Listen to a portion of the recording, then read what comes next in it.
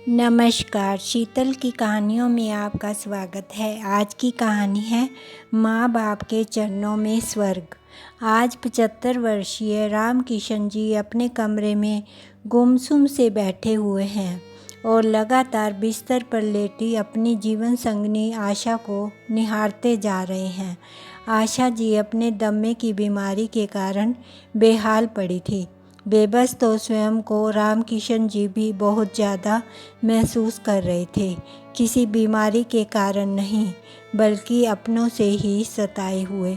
अपनी डायबिटीज़ की बीमारी से तो उनकी जंग जारी थी, परंतु अपनों का सामना कैसे करें, यह उन्हें समझ नहीं आ रहा था। सोचने लगे कि इस उम्र में जब उन्हें अपने बच्चों की देखभाल की ज़रूरत है, वहाँ उन्हें अपनी बीमार पत्नी की भी देखभाल स्वयं ही करनी पड़ रही है। ऐसा नहीं है कि उम्र के इस पड़ाव पर उनका कोई अपना नहीं है। उनका एक ही बेटा विकास है, जो शादी के 15 साल के बाद उनकी गोद में आया था। और जब तक विकास बड़ा हुआ, तब तक वह दोनों काफ़ी बूढ़े हो चुके थे। आशा जी और रामकिशन जी अपने बेटे को सदा पलकों पर बिठा कर रखते थे। उसके मुंह खोलने की देर होती कि वह उसकी फरमाइश पूरी कर देते थे। विकास पढ़ाई में शुरू से ही होशियार था। आशा जी ने अपने बेटे की पढ़ाई में दिन रात एक कर दिया। विकास के सपने बहुत बड़े थे। रामकिशन जी ने अपने बेटे के बड़े होने पर भी उसकी शिक्षा में कोई कमी नहीं छोड़ी। वह अपनी उच्च शिक्षा के लिए विदेश जाना चाहता था। उसकी इस फरमाइश को पूरा करने के लिए उन्होंने अपने गांव की ज़मीन, यहाँ तक कि अपना मकान तक भी बेच दिया और किराए के घर में आ गए। कुल मिलाकर अपने बेटे की परवरिश में ही उन्होंने सब कुछ गंवा दिया। रामकिशन जी सोच रहे थे कि उनका मित्र उन्हें आगाह करता था, रामकिशन, कुछ अपने लिए भी बचा कर रख। सब कुछ लुटा रहा है तो बुढ़ापे में क्या रहेगा तेरे पास। लेकिन उन्होंने कभी अपने मित्र की चेतावनी को तवज्जो नहीं दी। वे हमेशा कहते, मेरा बेटा ही मेरी असली पूंजी है, मेरा अभिमान है, जो मुझे कभी झुकने नहीं देगा।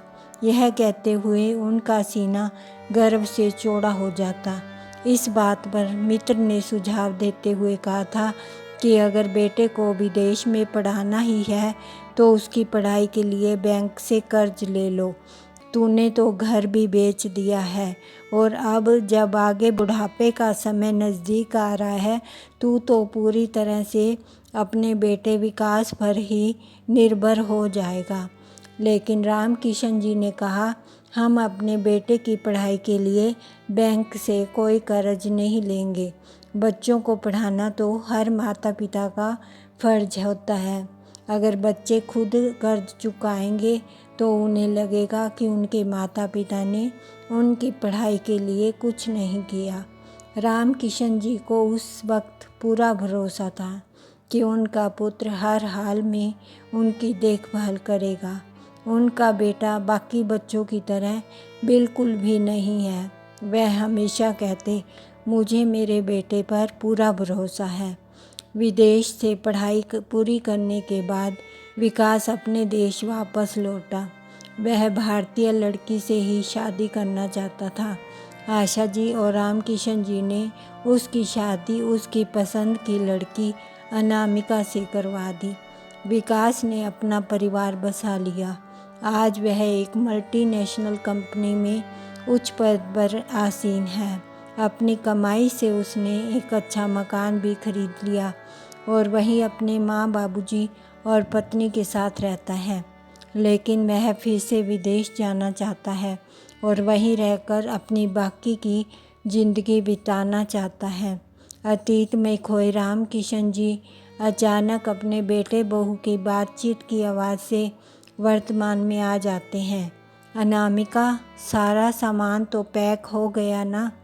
ध्यान रखना कुछ छूट ना जाए। माँ बाबूजी के गर्म कपड़े ज़रूर रख देना और खाने के बाद जो दवाई वह खाती हैं वो तो बिल्कुल मत भूलना। अरे विकास, तुम चिंता मत करो, एक एक चीज़ बड़े ध्यान से रखी है मैंने। और वैसे भी अगर कुछ छूट भी गया तो वे लोग वहीं से मंगवा लेंगे, और फिर वहाँ पर बहुत से अन्य लोग भी तो होंगे। कोई चीज़ चाहिए होगी तो माँ बाबूजी उनसे मांग लेंगे। तुम बेसिर पैर की चिंता कर रहे हो, उन्हें कोई तकलीफ़ नहीं होने वाली। अनामिका विकास को चिंतित होते हुए देखकर बोली, ठीक है, हम कल सुबह ही इन्हें छोड़ आएंगे, और वैसे भी 10 दिन बाद की तो हमारी फ़्लाइट है। उससे पहले हमें घर का फर्नीचर और बाकी का सारा सामान भी बेचना ही तो है। इस काम को करने के लिए भी तो समय चाहिए। रामकिशन जी अपने कमरे में बैठे बैठे बहू की सारी बातें दिल पर पत्थर रखकर सुनते जा रहे थे। यह बातें सुन सुनकर उनका दिल बैठा जा रहा था। हालांकि अनामिका एक सुघड़ गृहिणी थी और घर को बहुत अच्छे से संभाल रखा था, लेकिन उसकी नज़रों में हर पल उसके बूढ़े सास ससुर खटकते रहते थे। उनके कारण वो हमेशा परेशान रहती थी और कहती, अभी कुछ ही समय तो हुआ है हमारी शादी को, अभी से मुझ पर पूरे घर का बोझ लाद दिया है तुम लोगों ने। दिन रात सास ससुर की सेवा करनी पड़ती है। तुमसे शादी करके तो मेरी तो ज़िंदगी खराब हो गई। विकास ने उसे समझाने की कोशिश करता तो उस पर ही गुस्सा निकाल देती। आपको क्या पता, आप तो दिन भर घर पर नहीं रहते हो ना। थोड़ी थोड़ी देर बाद आपके बाबूजी को चाय चाहिए और आपकी अम्मा को ख़ास तौर पर बना हुआ हल्का फुल्का भोजन। कभी इंसुलिन का इंजेक्शन लगाओ, कभी दवाइयों का ध्यान रखो। मैं तो तंग आ गई हूँ इस ज़िंदगी से। मेरी अपनी भी कोई ज़िंदगी है या नहीं? मुझे तो ऐसा लगता है कि मैं तुम्हारी पत्नी बनकर नहीं, तुम्हारी माँ बाबूजी की आया बनकर आई हूँ। इस रोज़ रोज़ की बहस से विकास भी परेशान हो चुका था। एक दिन जब अनामिका के मायके में शादी थी तो और उसे अपने पति विकास के साथ वहाँ जाना था। अनामिका ने बड़े उत्साह से अपनी ड्रेस खरीदी और शादी में जाने की तैयारियाँ की।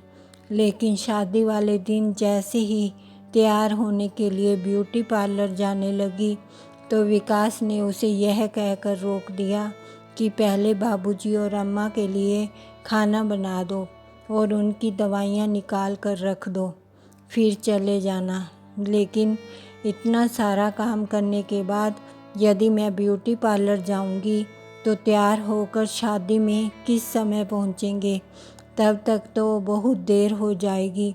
इन सब कामों में 1 घंटा निकल जाएगा। तुम उनके लिए बाहर से खाना ऑर्डर कर दो, तब तक मैं तैयार होती हूँ, अनामिका ने कहा। तो विकास बोला, अनामिका, मेरे माँ बाबूजी इस उम्र में बाहर खाना नहीं खा सकते। तुम्हें पता है फिर उनकी तबीयत खराब हो जाएगी।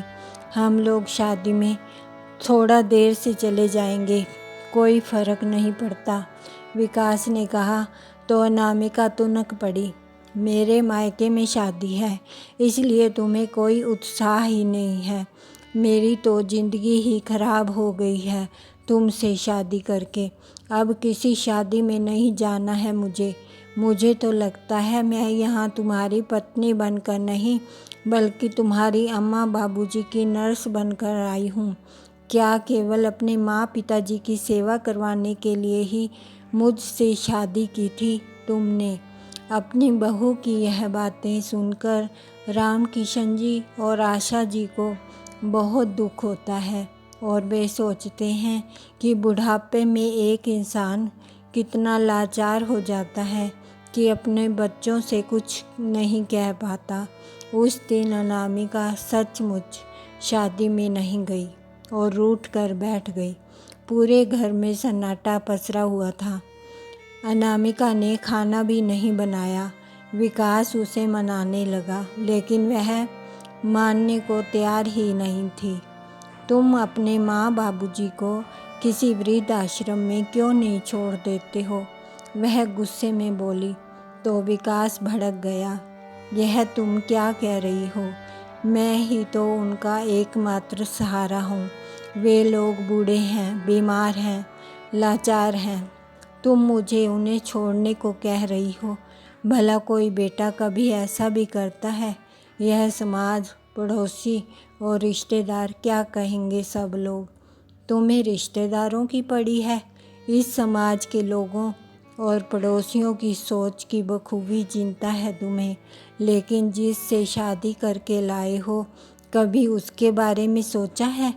शादी के बाद हम कहीं घूमने तक नहीं गए, किसी रिश्तेदार के यहाँ नहीं गए। मुझे बताओ, कभी मुझे फिल्म दिखाने भी ले गए हो क्या? जब से आई हूँ बस तुम्हारे माता पिता की सेवा करती जा रही हूँ। बस अब और बर्दाश्त नहीं होता। मुझे उन दोनों से मुक्ति चाहिए, नहीं तो संभालो अपना घर। मैं जा रही हूँ अपने मायके, और याद रखना फिर कभी नहीं आऊँगी। अनामिका की बातें सुनकर विकास चुप हो गया। उससे कुछ कहते नहीं बन पा रहा था। फिर अनामिका बोली, एक काम क्यों नहीं करते?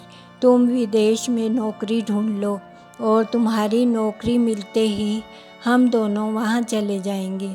तब तक हम इन दोनों के लिए भी रहने का दूसरा इंतज़ाम कर लेते हैं। अनामिका अपने विचार बताते हुए मुस्कुराने लगी। अगले दिन हमेशा की तरह विकास अपने ऑफिस चला गया और जब मेल पर आया, मैसेज चेक किया तो उसकी आंखों में चमक आ गई और खुशी से झूम उठा। अनामिका, मेरी विदेश में बहुत अच्छी नौकरी लग गई है। कंपनी वाले बहुत बड़ा पैकेज दे रहे हैं। अब हमारे सारे सपने पूरे हो जाएंगे। फ़ोन पर बात करते हुए विकास ने अनामिका को खुशखबरी दी तो उसका चेहरा खिल उठा। वो यह सोचकर खुश थी कि अब उसे अपने सास ससुर की सेवा करने से मुक्ति मिल जाएगी। अब वो अपना जीवन स्वतंत्रता के साथ जिएगी और जो चाहे करेगी। शाम के समय विकास अपनी नौकरी लगने की खुशी में मिठाई का डिब्बा लेकर आया। जैसे ही अपने माँ बाबूजी के कमरे में गया तो देखा कि पिताजी कमरे में नहीं थे, शायद बाथरूम गए थे। और उसकी माँ ज़ोर ज़ोर से खांस रही थी और धीरे से उठकर अपने पास रखे बोतल में से गिलास में पानी डालने लगी। थोड़ा पानी उनके गले में गया और बाकी का पानी उनके कपड़ों को भिगो गया। विकास जानता था कि उसकी माँ की उम्र अधिक होने के कारण उसके हाथ पानी पीते वक्त कांप जाते थे। यह देखकर विकास बोला, माँ, इतनी खांसी आ रही थी तो अनामिका से गर्म पानी मांग लिया होता। आशा जी मन ही मन में सोचने लगी कि पहले ही उसका पारा हम लोगों पर चढ़ा रहता है। अब अगर गर्म पानी भी मांग लेती तो वह तो गुस्से में आग बबूला ही हो जाती। लेकिन बेटा बहू में झगड़ा ना हो, यह सोचकर आशा जी चुप रह गई। फिर पंखे की तरफ देखते हुए बोली, बेटा, कल रात को हम बिल्कुल नहीं सो पाए। यह पंखा बहुत आवाज़ कर रहा है, ना जाने क्या हुआ है। कल तेरे ऑफिस की छुट्टी है ना? कल ही तू पंखे को ठीक करवा देना ताकि हम लोग रात को चैन से सो पाएं।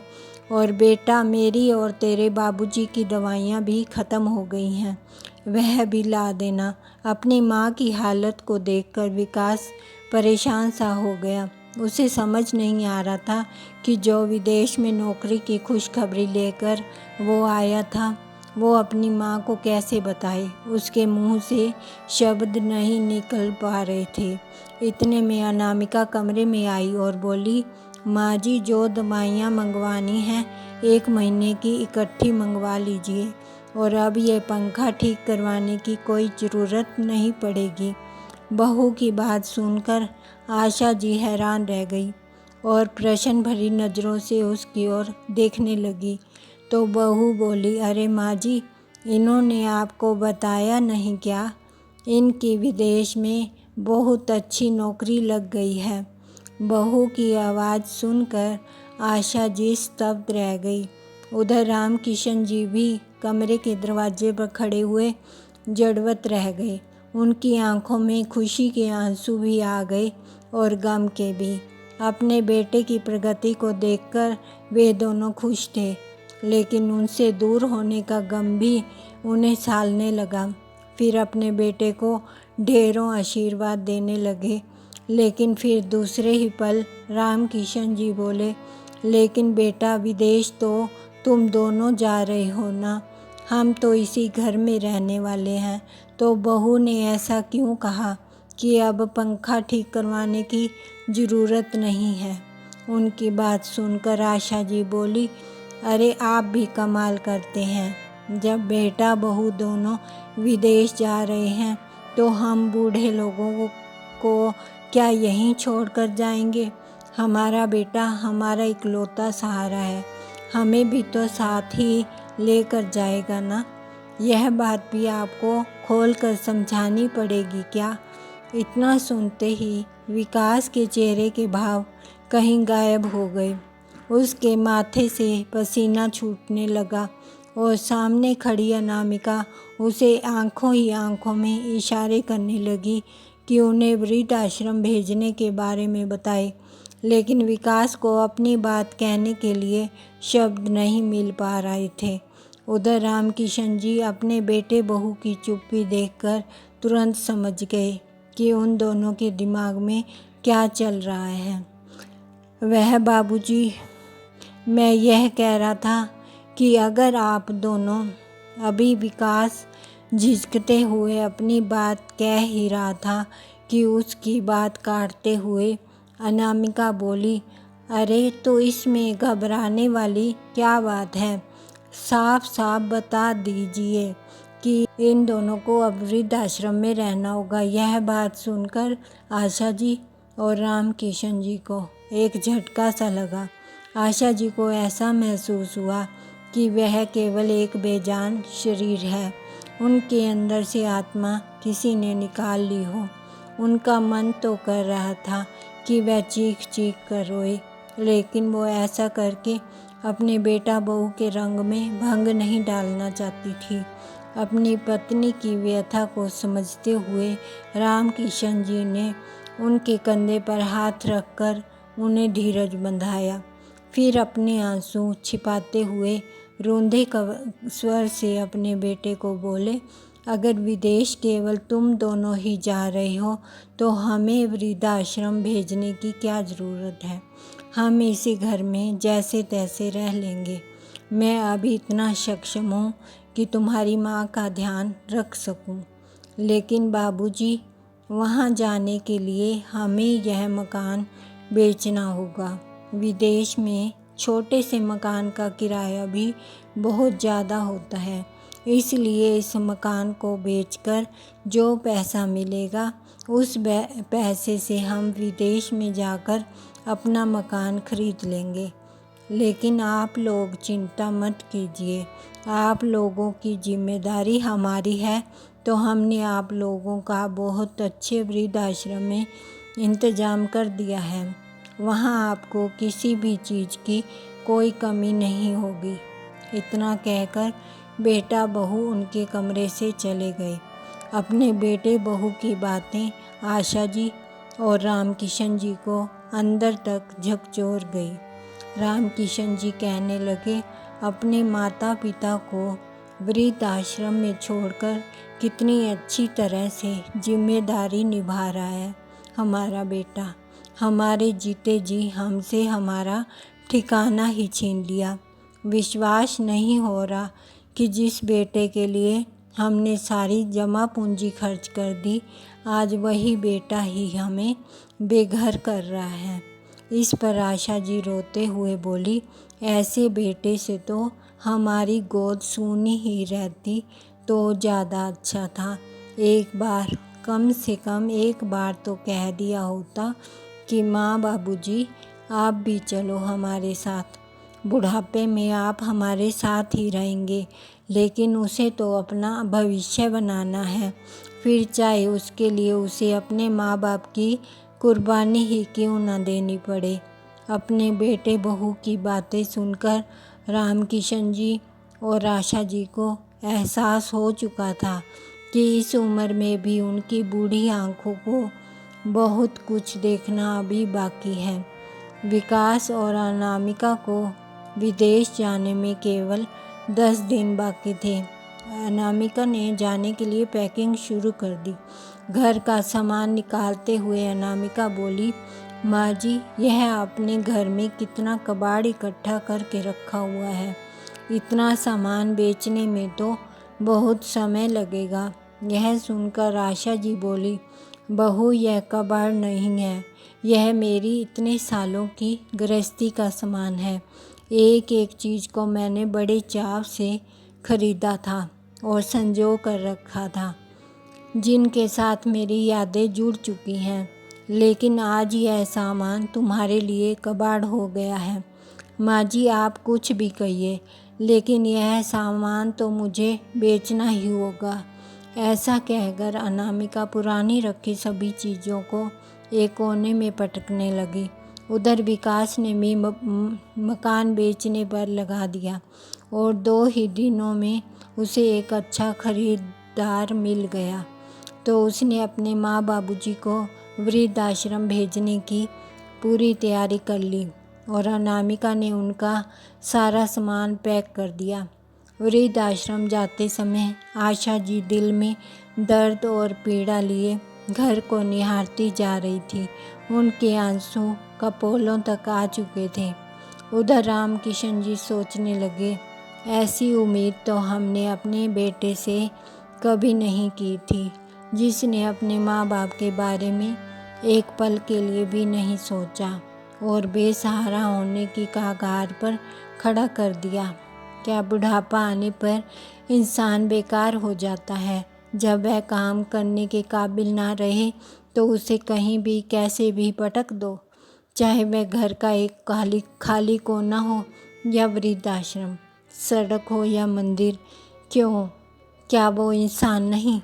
गाड़ी में बैठे हुए वृद्धाश्रम की ओर जाते हुए आशा जी अपने पति के झुर्रियों से भरे चेहरे की ओर देख रही थी। उनके मन में चलती उथल पुथल और उनके सिसकते हृदय की आवाज़ केवल आशा जी ही सुन पा रही थी। इतने में उनकी विचार श्रृंखला को भंग करते हुए विकास ने आवाज़ दी, माँ, बाबूजी, हम वृद्धाश्रम पहुँच चुके हैं। अपनी बेबसी को दिल के किसी कोने में छुपाकर वृद्ध दंपति बिना अपने बेटे बहू की ओर देखे वृद्धाश्रम में चले गए।